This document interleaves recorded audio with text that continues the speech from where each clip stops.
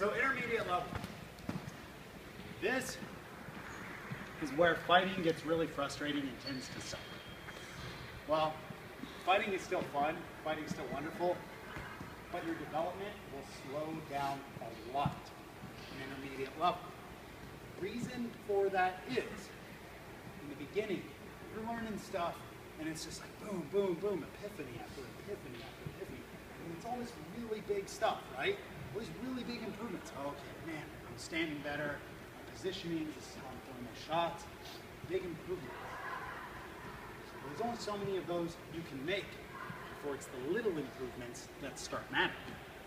However, your reward system in your brain is still used to those big improvements. This is where a lot of people either peter out or stick forever. Okay? And a lot of it is this thing we call the grind. Right? What's the grind? The rabbit hole. What's that? The rabbit hole. Yeah. The way to look at it, the whole intermediate level of fighting is a grind. This is where you need to put in the hours. Where you focus so much, you've done so many of these stupid compass rose drills, and so much. And it just seems like nothing is happening. I have a squire in Albuquerque by the name of Belfort. A lot of natural ability. A lot of natural ability. The dude's been fighting less than 2 years. And he's making these leaps. But he's past the point where he's recognizing them anymore. Because they're not huge. They're not things that are drastically changing his fighting style. Okay? So he doesn't see it. It gets aggravated, it gets frustrated. It's, fuck man, I'm not going anywhere. You're killing me with the same shit week to week to week. But what he's not understanding is that's where the repetition comes in. There's no magic pill pricing. I got my Warlord in 2009, my Sword Knight about 3 months after, roughly I think. Started in 2000. That's before I was a wavered member. Officially, I started in 2001. And that's after hours and hours and hours in the backyard, parking lot of my high school, with these friends. I want to dispel a myth right now. You guys do not need high-tier fighters to get better. It helps. It helps for somebody to come up here and to show you things. It's your own bodies. You will develop a style at this level, intermediate level, the years it takes. And guys, it's the journey, not the destination. So it may take years. You will develop a style that's unique to yourself and your body. Embrace it. All right? So we see a lot of burnout at this level. It's little tiny improvements that may take you months. Shit, man, Goran keeps getting me with this combo. I'm not doing anything. It's just like his magic bullet. No, it's not. I have yet to make that tiny little adjustment. If he's getting Phil on this block, guys, you have to fight yourself. Your greatest opponent is yourself. So, my biggest advice on this little diatribe here, don't burn out. If something is not helping you, if you don't feel like something is fun, do something else for a little bit. Come back to it. Don't give up, all right? I see a lot of guys with potential just burn out, burn out, burn out. And what I mean by you don't need a high-level fighter there all the time, it helps. But guys, it's just hours. It's just the hours you put in. As much work as you put into this game, you'll get back. But it requires sacrifice. It requires you to change up your schedule. Like, I had to be very poor in college. Well, I didn't have to, but I chose to be very poor in college. I mean, kids, I'm not advocating that we go and do what I do. But I'm such a slave to this game, I refuse to work weekends and Thursdays. It was fighter practice. That was regular park day, and then the Burning Lands used to have their shit on Sundays sometimes. They're little like the Sidra and Nihilus fighter practices. So was Alamogordo. It was all within an hour. So I was really poor a lot of the time. But I made those sacrifices and I put those hours in. Okay? So don't burn out. Has everybody got that? Please. All right, guys. So the grind, sometimes we get blinders, same thing that I was just talking about. We only want to see the big picture. When am I going to be able to beat this guy? But we stop going, oh shit, I managed to beat all these other guys. When I was being looked at for sword knight, I was Randall's squire, right? We had other guys that were sword knight squire, like Randall, awesome guy. I started being able to kill Randall when I was like 16, 17, right? So I thought, personally, I was going to be a crown knight. I was going to be a flame knight. I never considered myself worthy of a sword knight. I had other guys, one of my really good buddies that fights with me a lot, Finn, is, natural wrestler, very naturally talented. I was like, that guy's going to be a sword knight. I'm going to be the next Randall, right? I just couldn't beat Finn. Just could not beat him. But the more I threw myself against that rock, the more I crashed against it over and over and over again, I didn't notice that I was killing everybody else on the field. Everybody. And then I started to be able to kill Finn, and then I had somebody else. I had that next white buffalo, right? Oh man, I suck. I just cannot beat that person. Well, I killed Finn. I started to be able to kill him a lot more. He started to get better, and I'd be able to hold him down, right? Pretty soon they're like, hey, Isaac can kill everybody on the field. We should look at that. And it took me completely by surprise. That will happen. That will happen. But every once in a while, you pull yourself out of that rabbit hole, take a look around at who you are killing, what you are doing right. Something I find is very positive, guys, or very important, is to end the day on a positive note. Every day. All right? Fighting Gorin. The dude's just being a scary son of a bitch with those daggers. He's a very scary son of a bitch with those daggers, right? Be like, yeah, he's scary, but I liked him. You need to go there to end on a positive note, do it. Even if you legged him once. Even if you lasted 5 seconds more than you did last week, end on that positive note. Force yourself through that grind. Force yourself through it. Whatever you gotta do. It's amazing how much, like, these top tier fighters, when we lose, we do not feel good sometimes, especially against other top tier fighters. When we go to events, when I get to fight Brennan, I want to do good against Brennan, right? If he's killing me and we're going 60-40, I'm like, right?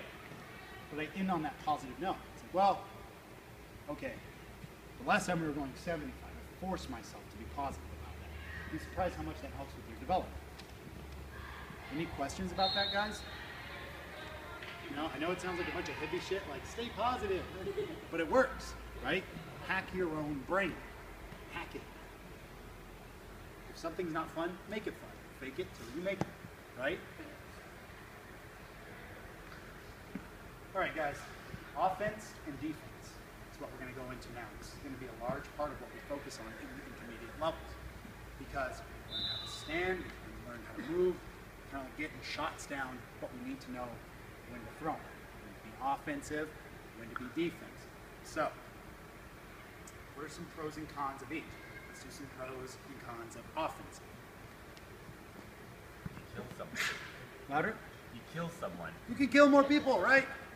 You're offensive, you're up in your grill. First shot, initiate, right? Keeping people on their toes, right? What are some cons? You leave yourself open. Leave yourself open, tend to overcommit, right? Wear yourself out. Stop concentrating on the little things. Stop concentrating on your defense, right? What about defense? You come up against a guy that's boom, boom, boom, boom, boom, boom, boom. Block everything, right? What are some pros of that? You survive, You don't die. Survival! You don't die! Wearing out the other guy. Yep. He's down. Yep. Peter the Quick, a really good buddy of mine. He's like the star of Belagarth. Right now he does a lot of stuff at SABC. I love this quote. I really wish I could steal it and say it's my quote, but it's not. He said, fighting is not about winning. It's about not dying. Right? Beautiful. Beautiful saying. And I feel like the concepts and the theory behind defense really epitomize that mindset, right? What are the cons of it, though? Can't kill someone with defense. Right? Technically, you could. If you're, yeah, literally, you could kill somebody. Who is that? Eventually, the other guy gets Yep, it's a waiting game. Right? He has really fast hands. Really fast hands. And he goes pop, pop, pop, pop, pop, pop, pop, really fast. If I'm just there gonna block all day and not riposte, not return, I'm gonna find that opening, right? We learn as creatures, as human beings, we learn. We can learn in a millisecond. So I'm gonna take him, 1, 2. And if I get those blocks, I'll be like, okay, maybe I throw a little bit deeper. Maybe I fake first, right? So we need to find a balance. Balance of both. And we do that as we push ourselves. Offensively, we fight defensively. And we understand what styles, what stances lend themselves to what particular way we want to fight. Does that make sense? So, in single sword,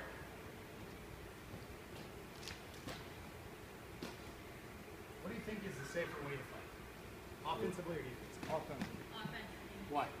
You don't got much for Because defense. you don't have much defense. Could be, could be. How could you fight defensively? Range control. Lots of movement. Right? Footwork. Footwork. Guys, the myth is there's no one complete way to fight one style. You gotta make it work for you. What I like to do, we're gonna go into stances here, so I'll just show you guys the way I fight these. Now, several different ways, guys. One of the biggest rules, don't underestimate anybody. Okay? I don't care if they've been playing a day. I don't care if they've been playing 2 years. Newbie food. Newbie food. Right? It's fucking weird. Never underestimate anybody. So most times, when you see me fighting somebody I've never fought before, it's here or it's here. Right? Notice I'm covering this side of my body with a 1-point block. Notice this is out to cover this lateral plane, right? A lot of these people aren't familiar with the 1-point block. Okay, so if I get hit in the arm, what happens to my arm? It dies. It goes away. But what can I do if they hit me in the arm? Hit them because their sword's on my fucking arm. Sometimes they hit you in the head. Okay, cool. That's where your sword is. Now, just a quick word about head blocks, guys. I'm not advocating for you to fight like that. And there are fighters who fight like that, right? But my personal view, again, okay, this is an honor system. You're going to need to find out what honor and what personal preferences you have for yourself, right? Sometimes I'll throw a shot here. I'll drop my hips, I'll get low, and I'll throw either a swipe or a back wrap, which is just wrapping backwards, right? Not literally, that'd be hard. But my head goes here. What do 90% of middle tier, like lower middle tier and beginning fighters throw? High cross. So, right? I'm not telling them they have to throw at my head. But for some reason, people have it in their brain to do this when I do that. Okay? Now, notice I'm not going like that. Right? That I personally think is kind of cheesy. Just my personal preference. You guys are going to have to discover that for yourself. So, I want you guys to show me with the principle in mind that it takes balance between offense and defense. Why, when I'm fighting somebody I don't know, I take this stance. He's guarded. Anything they're going to throw at you. What's that? If you're ready for anything they're going to throw at you. What does it show my opponent? Nothing. Not exactly. It does not show them a lot. Can I borrow you, sir? I've never fought this gentleman before. What does he know I am? Off balance. Off balance? What kind of fighter? Aggressive. Offensive, right? I want to get to him before he can get to me. I keep myself farther away from his sword, and I keep my body close, or my arm rather, to where I can hit him. Right? What about here? Defense. Defense. Guys, what do I give away I'm here? Your back. Your range. Everything. Cut off the mobility. He decides to charge in. I have to launch off this foot where almost at least 90% of my weight is. Right? Okay, I'm gonna die.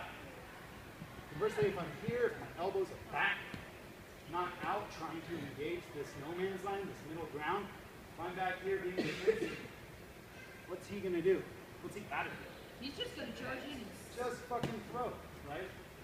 Just throw, just throw, just throw. Even if I get a few blocks, he's gonna find out where my spot is, where that hole in my gap, or that gap in my arm is, right? As opposed to being out here. Or where that weak spot Here, is.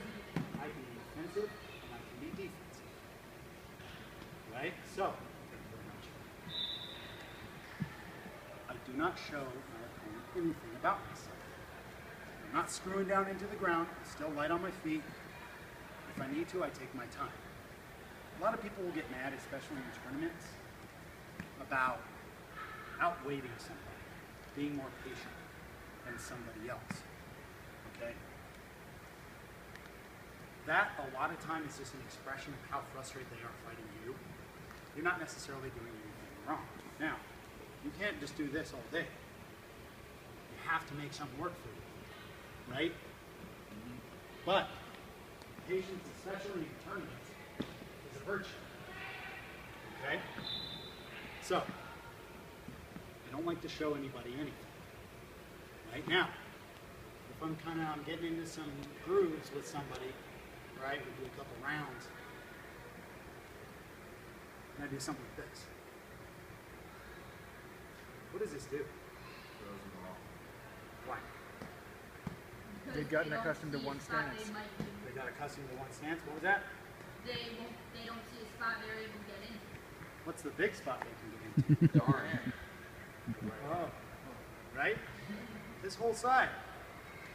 I got my 1 point block covering my body, plus my sword is here. Guys, what is it? Bait. It's bait. Okay? Please swing at this quadrant, is what this is. Now, notice, I keep it back. Okay? Keeping it back, so they have to give that little extra inch commitment to get over there. But what can I do? Boop. Bam. And if I know it's coming, well, that's money. Right into my game. Now, you could also do the same thing this way. Okay? What about this one?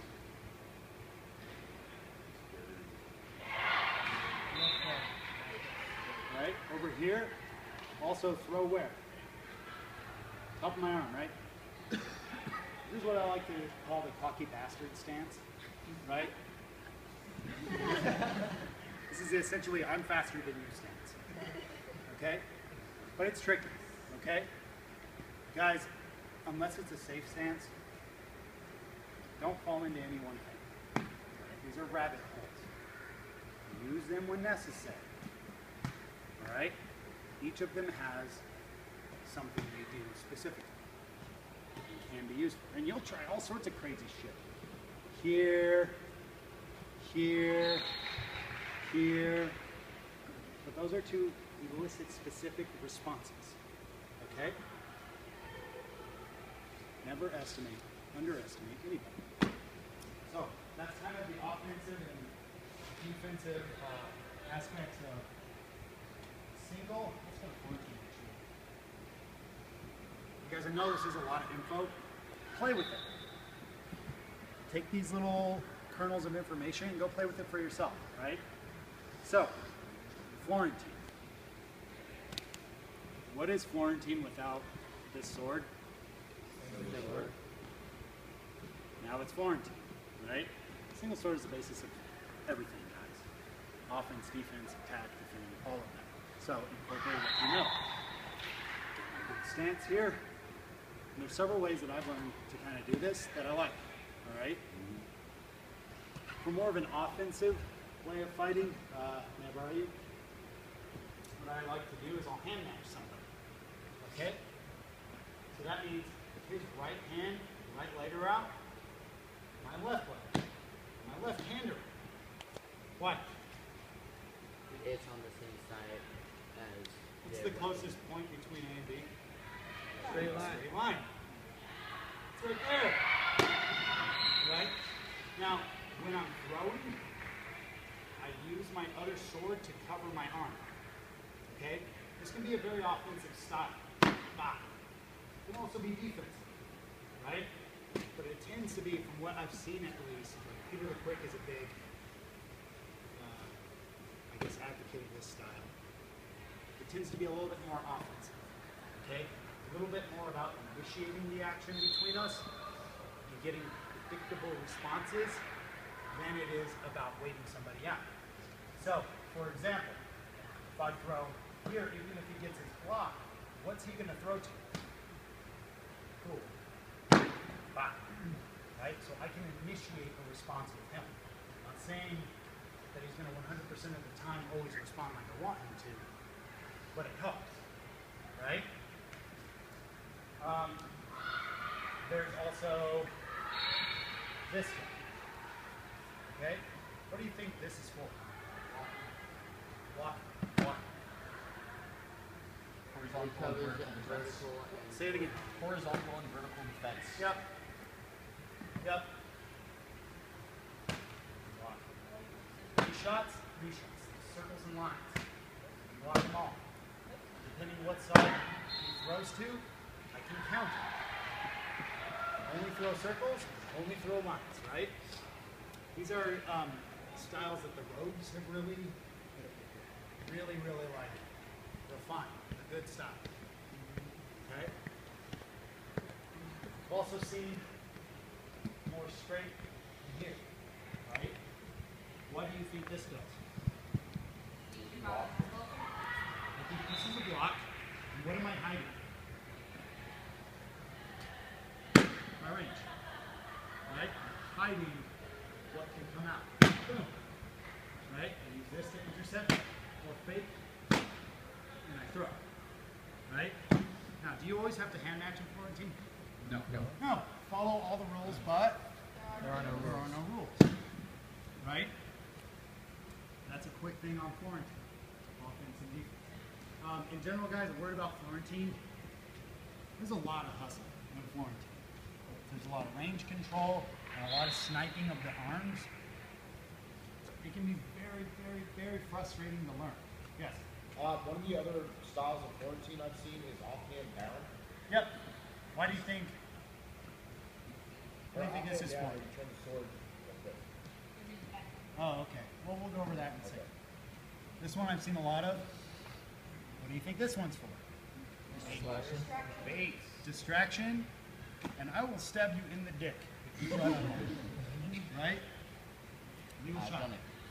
But I see a lot of guys fishing here for the range. Make boom, right in the baby doors. Right? A lot of people do this.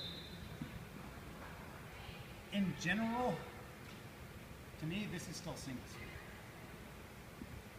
This isn't as effective with a 34 to 36 inch sword.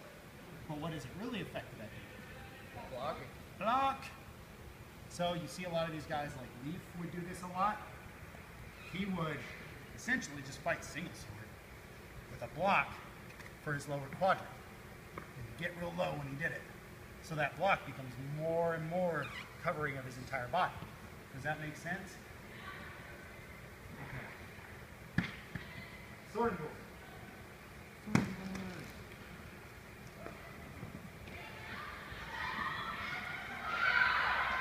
This is traditionally what's known as defensive sword rule. Why? Because it's covering your entire upper body. Covering a lot of my body. Right? Shield is forward. Shield is forward. Shield is forward. Right? I'm decreasing the range between their sword and my passive defense. Right? Kind of behind it. Working around it. You know? It also hides what? Your range. Hides my range. pretty good. So I can counter-strike this way. And for sword and board, this is typically more of the way that I fight. A lot more waiting people out, a lot more moving my passive defense into positions, defensively, right? That I can cut off the variables, cut off what they can throw. Now, offensive, traditionally offensive singles, or sword and board, excuse me. This is how my Squire Shion, he's a warlord, also lives in Santa Fe. This is how he fights. Let's talk about this. What do you guys see? It's offensive. Really offensive, right? One side completely just out. What's that? One side just completely out. Except for what? It did. Big racks, right? What can he do really well? He can fight stab. Stab and slash. Be offensive. Right? Move in. Get Move in and come under attacks a lot of the time. Right? But a lot more is open. He uses it a lot like a bait whip. He wants you to swing over here so you can block, come under, boom, boom, go in. So that's just a quick word, guys. Defensive, offensive. Okay? This is a lot more hustle right here. Though I tend to fight more defensively, I'm a big fan of switching it up mid-fight. Or if I fight somebody and I beat them defensively, what am I going to do next fight? offense. Yeah, fuck it, why not? There's They usually a complement each other, defense. yin and yang. They need each other, right? If I'm one, then I'm predictable. And the other, I'm still predictable. Switch your feet. Sometimes switch in the same fight. Does that make sense? Any questions on that? What's your word on punch shields? Punch shields? Don't use I them. have no word on that. No, just kidding. Where's a punch shield? Yeah, everybody around.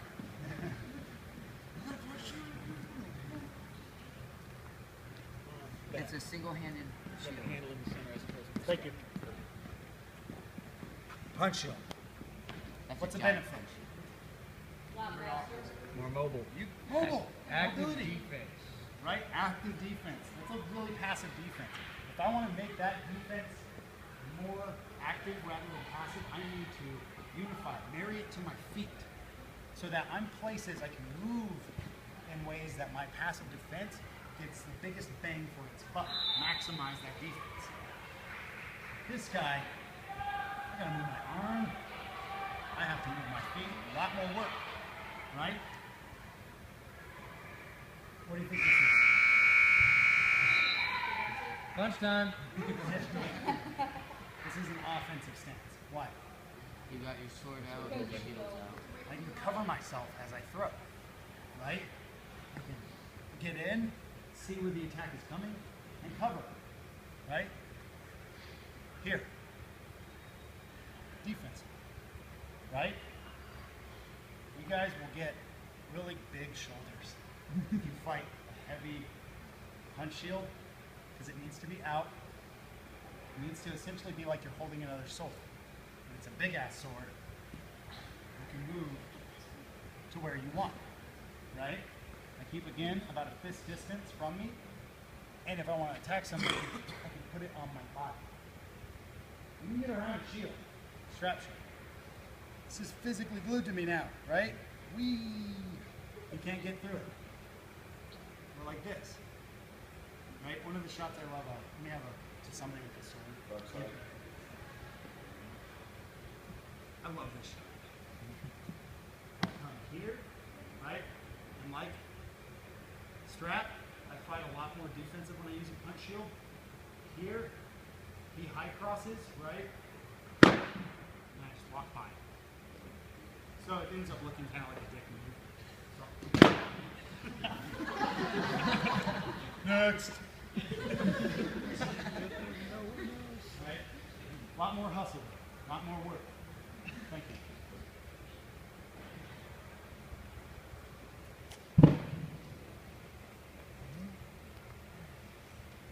All right, guys, so we're going to a drill. It's called block strike. How many of you have done block strike? Show of hands. You borrow your pyro? Yeah, the sword. Pyro. So, in block strike, what we're doing is we're going to play with the options of attack and defend, offense and defense. You can do this with single sword, you can do this with sprinting, you can do this with sword board, punch shield, whatever. I would really like to see somebody do it, guys. It'd be hilarious. But the principles are the same. That's what's so beautiful about this drill. Again, started by the rotors, right? So, for just the beginning steps,